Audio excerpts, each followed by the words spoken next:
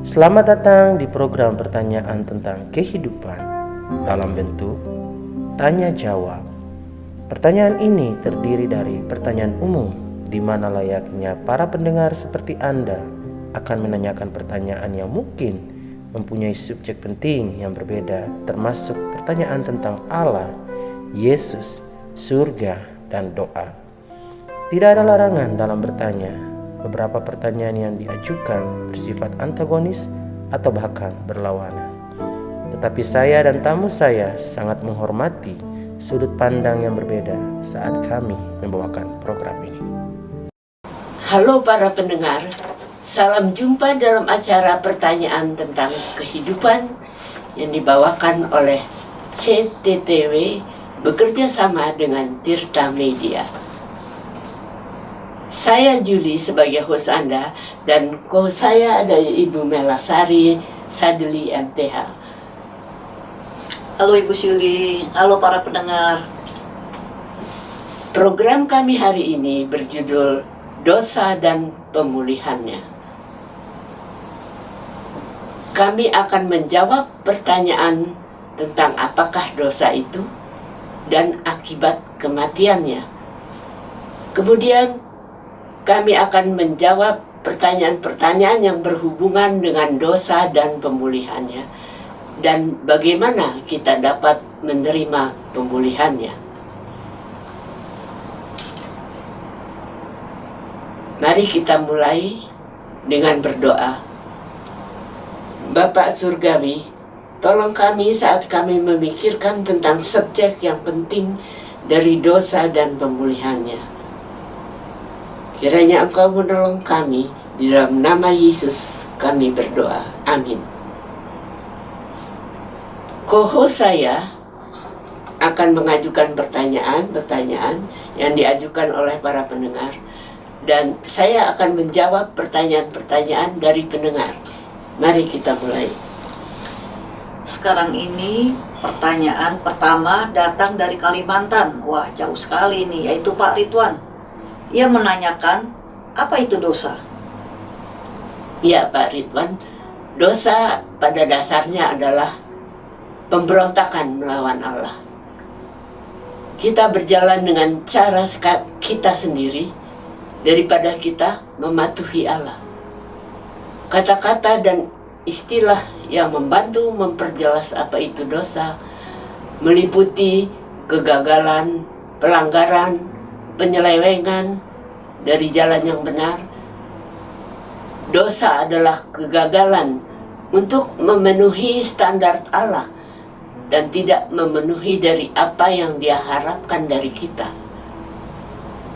Dosa adalah ketidaktaatan kepada Allah, melanggar perintah-perintahnya dan tidak memenuhi harapan-harapannya. Dosa bisa juga karena pikiran, keinginan, dan perkataan atau tindakan yang bertentangan dengan hukum Allah. Ada dosa perbuatan atau disebut dosa commission, dan ada juga dosa omission atau dosa kelalaian. Dosa perbuatan adalah di mana kita sering melakukan hal-hal yang salah. Misalnya melakukan perzinahan. Itu merupakan dosa perbuatan atau dosa commission. Sedangkan dosa kelalaian atau dosa omission adalah kita sering gagal melakukan hal-hal yang benar. Misalnya, seorang suami gagal untuk mencintai dan menghormati istrinya seperti yang diperintahkan oleh firman Tuhan. Kedua-duanya ini dosa. Sekarang ada pertanyaan dari Ibu Lena di Jakarta. Saya bingung, sebetulnya apakah dosa kelalaian atau dosa omission itu, mengapakah salah bila tidak melakukan sesuatu? Bu Lena, firman Tuhan mengatakan Jadi, jika seorang tahu bagaimana ia harus berbuat baik, tetapi tidak melakukannya, ia berdosa.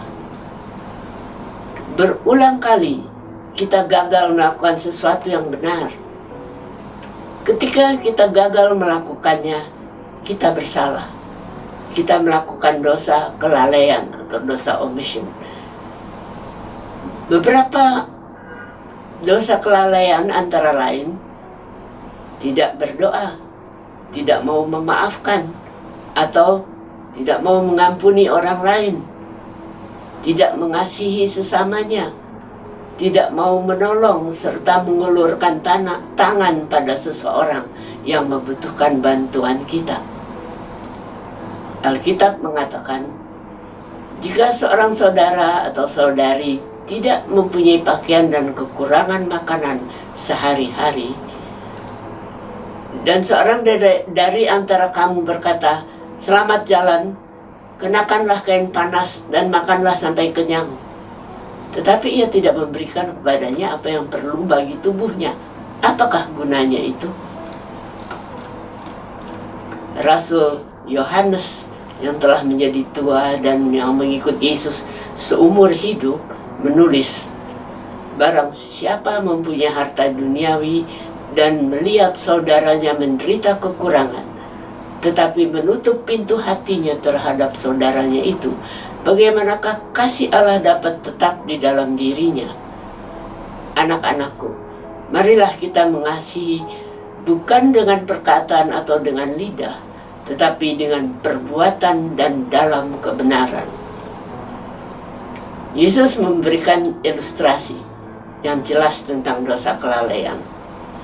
Dia menceritakan sebuah cerita tentang seorang pria yang dirampok, ditelanjangi, dipukuli, dan ditinggalkan dalam keadaan sekarat di pinggir jalan. Seorang yang sangat saleh melihat laki-laki itu, tapi ia melewati saja ke seberang jalan. Lalu lewat pula seorang pria saleh lainnya. Ia juga melihat orang yang terluka dan sekarat itu, tetapi ia tidak berhenti untuk menolongnya, melainkan melewatinya ke seberang jalan yang lain. Kedua pria ini melakukan dosa kelalaian. Mereka gagal dan tidak melakukan apa yang harusnya mereka lakukan.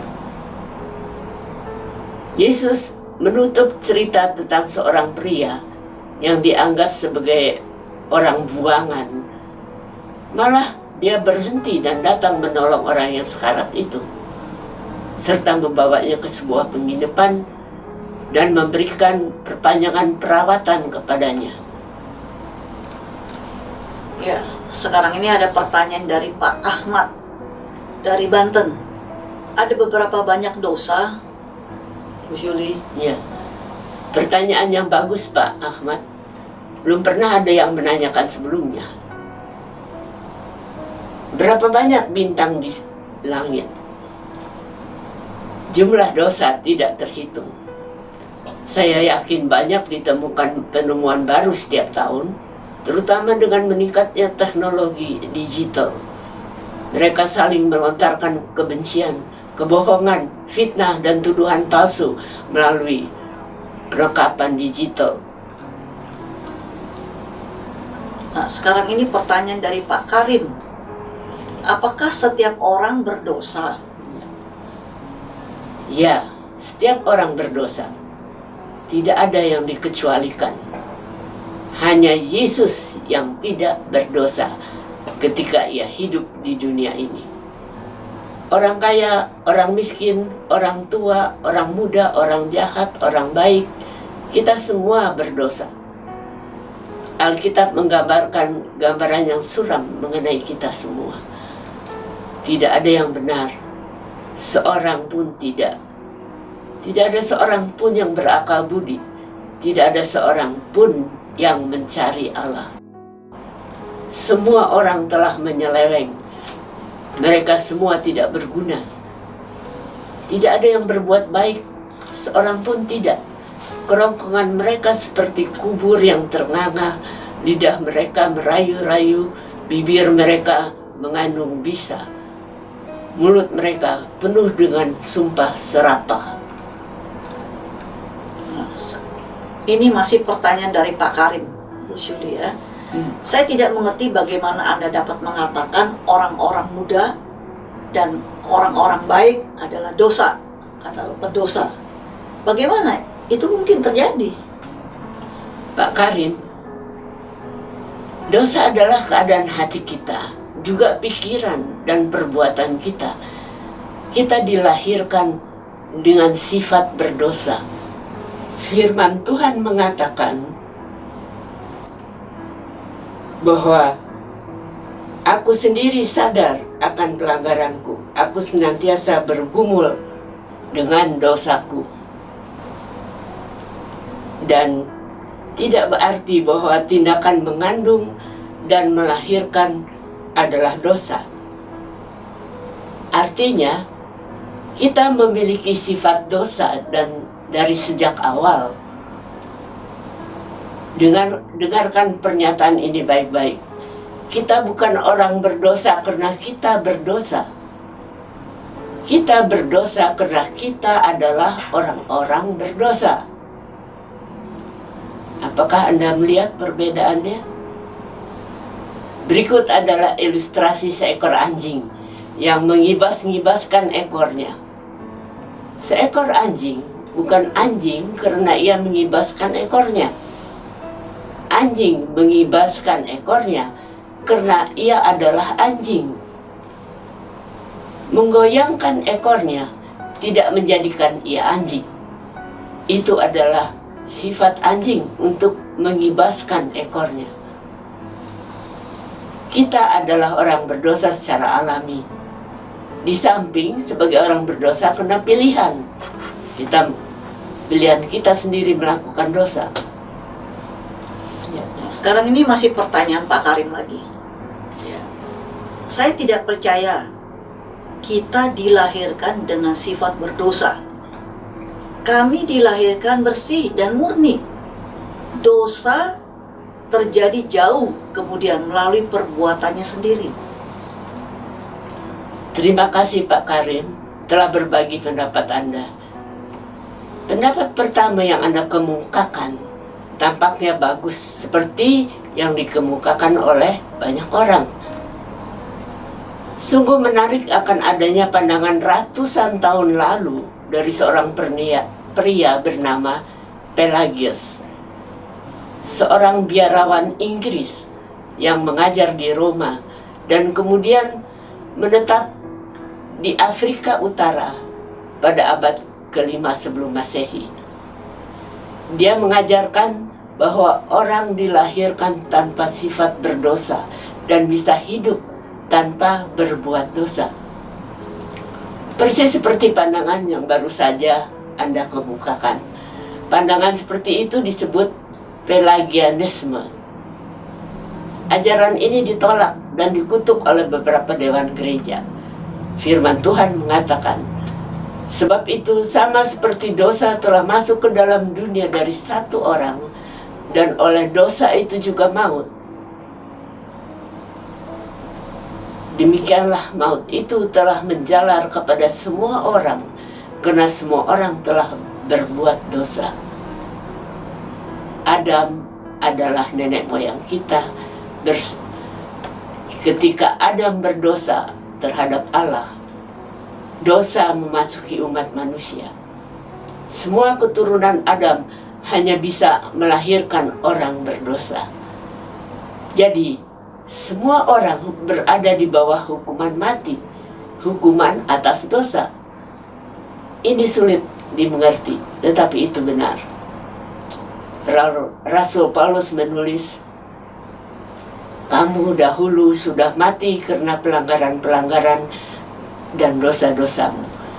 Kamu hidup di dalamnya karena kamu mengikuti jalan dunia ini. Karena kamu mentaati penguasa kerajaan angkasa, yaitu roh yang sekarang sedang bekerja di antara orang-orang durhaka. Sebenarnya, dahulu kami semua orang juga terhitung di antara mereka ketika kami hidup di dalam hawa nafsu daging dan menuruti kehendak daging dan pikiran kami yang jahat.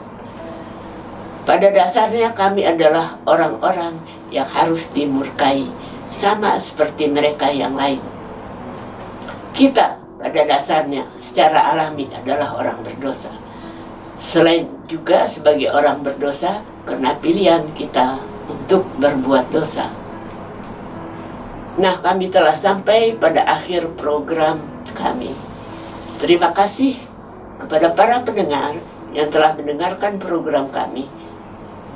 Saya menghimbau Anda untuk mendengarkan lebih banyak mengenai program-program pertanyaan tentang kehidupan yang dibawakan oleh Christ to the World atau CTTW bekerja sama dengan Tirta Media.